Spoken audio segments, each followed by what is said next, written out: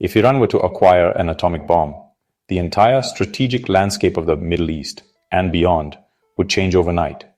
Let's break down why this matters and why the consequences could go far beyond the region.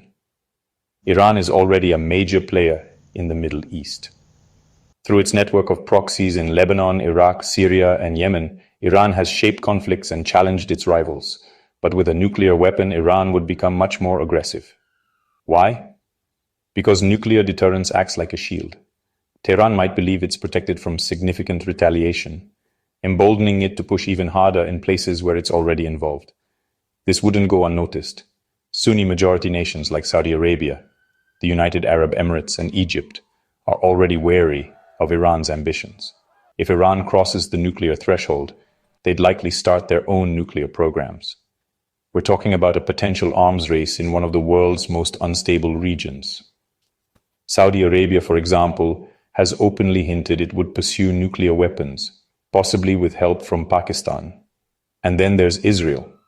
For Israel, a nuclear Iran would be an existential threat.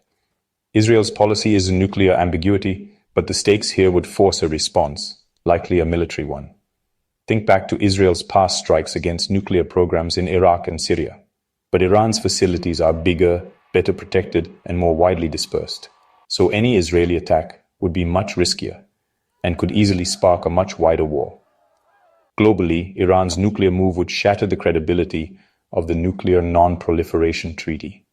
If Iran, a signatory, goes nuclear and gets away with it, other countries might follow. Nations like South Korea, Japan, or Brazil could rethink their own nuclear policies. The risk: a wave of proliferation that weakens international security norms everywhere. For the United States, this is a nightmare scenario. Washington has been clear. A nuclear Iran is unacceptable. In response, the US might crank up sanctions, launch cyberattacks like Stuxnet, or even consider direct military action. The US would also shore up support for Israel and Gulf allies, deploying missile defenses, expanding its military presence.